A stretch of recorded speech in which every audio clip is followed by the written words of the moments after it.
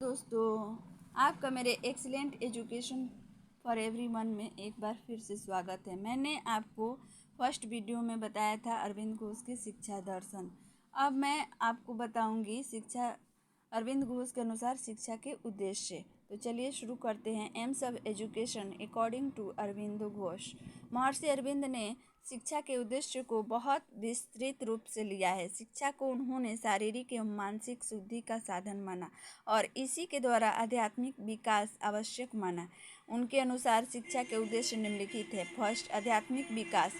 अरविंद के अनुसार मानव जीवन का अंतिम उद्देश्य देवी के अंश को खोजना और उसको पूर्णता की ओर ले जाना है। इसके लिए आध्यात्मिक विकास बहुत आवश्यक है। सेकेंड है ज्ञानेंद्रियों का विकास। अरविंद ने ज्ञानेंद्रियों का विकास शिक्षा का उद्देश्य माना। उन्होंने योग साधना में इंद्रिया विग्रह पहला कदम माना।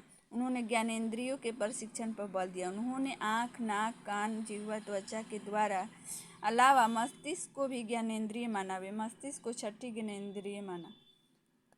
थर्ड है शारीरिक विकास। महर्षि अरविंद शरीर के द्वारा ही आध्यात्मिक जीवन की प्राप्ति मानते थे। शारीरिक शुद्धि पर विशेष बल दिया। शरीर में यदि कहीं अशुद्धि होगी तो उसके द्वारा योग साधना नहीं की जा सकती। शरीर की शुद्धि के लिए शिक्षण को मानव के शारीरिक विकास पर बल देना चाहिए। मानसिक विकास।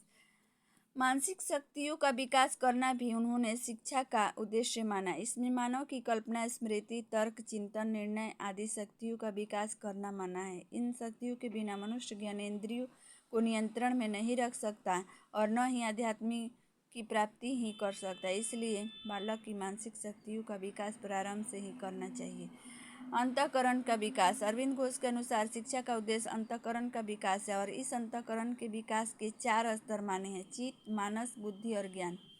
नैतिक विकास। अरविंद घोष के अनुसार शिक्षा का उद्देश्य बालकों में नैतिकता का विकास करना भी है। वे बच्चे की प्रवृत्ति, उसकी आदतों और भावनाओं को प्रारंभ से ही नैतिक विकास मानना चाहते हैं। नैतिक आदर्शों के लिए उन्होंने माना कि मानव की प्रकृति, आदतों और भावनाओं को शुद्ध किया जाना चाहिए।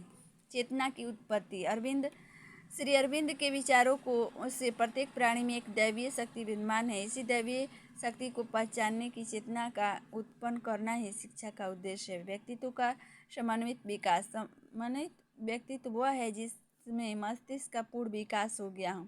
सर्वश्रेष्ठ मस्तिष्क और आत्म चेतना का ज्ञान देकर उसे जीवन में प्रयोग करना ही शिक्षा का उद्देश्य है। वास्तविकता का ज्ञान। बालक को अहम भाव से ऊपर उठकर अपने वास्तविकता के स्वरूप को पहचान सकने की शिक्षा देना ही महान लक्ष्य है। शिक्षा के लक्ष्य। श्री अरविंद घोष के अनुसार शिक्षा का प्रमुख लक्ष्य विकासशील आत्मा के समग्र विकास में सहायक होना तथा उसे उच्च आदर्शों के लिए प्रयोग हेतु सक्षम बनाना है। अरविंद का विश्वास था कि मानव दैवी शक्ति से समन्वित है और शिक्षा का लक्ष्य इस चेतना शक्ति का विकास करना है। इसीलिए वे मस्तिष्क को छठी ज्ञानेंद्रिय मानते थे। शिक्षा का इन 6 ज्ञानेंद्रियों का सदुपयोग करना सीखना होना चाहिए। उन्होंने कहा कि मस्तिष्क का उच्चतम सीमा तक पूर्ण प्रशिक्षण होना चाहिए, अन्यथा बालक अपूर्ण तथा एकांगी रह जाएगा। अतः शिक्षा का लक्ष्य मानव व्यक्तित्व के समेकित विकास हेतु अति मानस सुपर माइंड का उपयोग करना है। शिक्षा में अरविंद घोष का योगदान। शिक्षा के संदर्भ में अरविंद द्वारा आधुनिक, व्यापक और आध्यात्मिक दृष्टिकोण से विचार दिए गए हैं।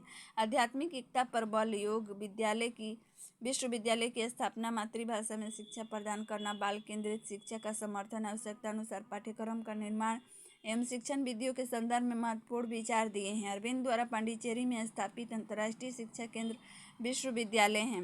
अंत में हम कंगाली चरणपति के शब्दों में कह सकते हैं कि श्री अरविंद का शिक्षा दर्शन मूलतः आध्यात्मिक योग दर्शन पर आधारित है। श्री अरविंद ने अपनी दिव्य दृष्टि की शक्ति से मानव जीवन के जिन गंभीर तत्वों का उद्घाटन किया है वे ही उसके शिक्षा दर्शन का आधारशिला हैं। इसमें हमें समग्र मानव जीवन के समग्र संसार के समग्र रूप का आभास मिल जाता है। श्री अरविंद ने जीवन और संसार के किसी पहलू को त्यागा नहीं है।